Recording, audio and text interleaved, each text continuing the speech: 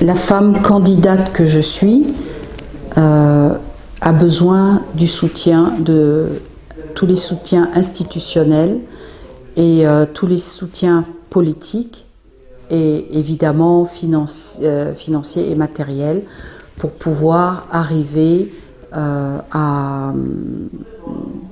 avec mon équipe, arriver à notre but et pouvoir aider notre pays à sortir de cette situation de crise. Je pense fortement que les femmes, encore une fois sans être féministe, mais la présence des femmes est absolument nécessaire auprès des hommes de ce pays-là pour apporter la solution à notre problème.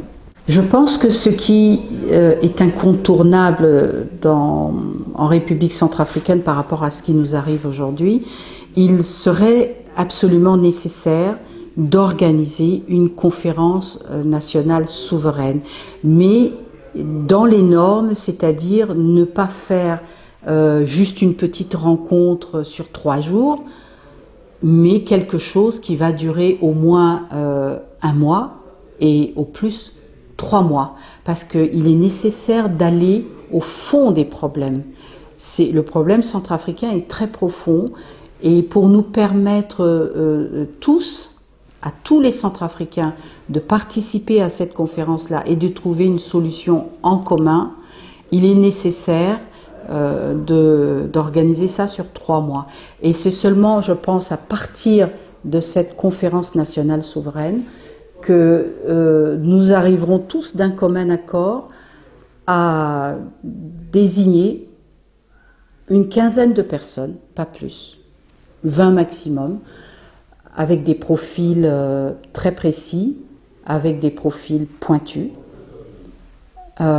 Ces personnes-là seront désignées pour mener, pour gérer la suite. À partir de mars prochain, le pouvoir en place aura fini son mandat. Et donc, il y a une période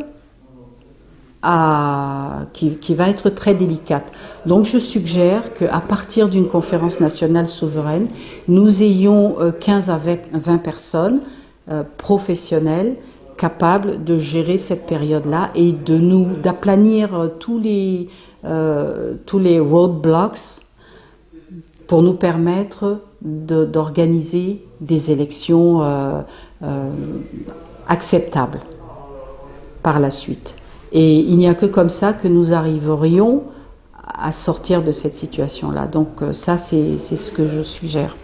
Il y a un dernier point sur lequel je tiens à revenir, c'est la protection de la nature. La forêt de la République centrafricaine fait partie du bassin du Congo.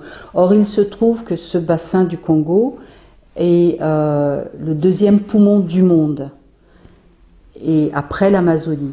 Bon, l'Amazonie, elle est déjà en train d'être détruite, et le bassin du Congo, idem. Surtout la forêt centrafricaine, tout ce qui est biodiversité est en danger.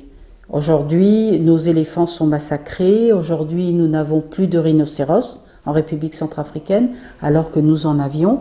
Le fait qu'il n'y a pas d'État et donc pas de protection du territoire permet à des braconniers de tous bords de venir exterminer la faune précieuse que nous avons chez nous. Même les girafes ne sont pas à l'abri. Donc, je fais appel à toutes les personnes qui sont sensibles à cela, à la protection de la nature et de la biodiversité, pour se rapprocher de la candidate que je suis et qui est pour la protection de la nature en République centrafricaine. Et encore une fois, j'insiste, ce n'est pas le problème de la République centrafricaine seulement, c'est un sujet qui concerne le monde entier, parce qu'il s'agit de notre second poumon. Et je finirai sur ce sujet qui me tient à cœur.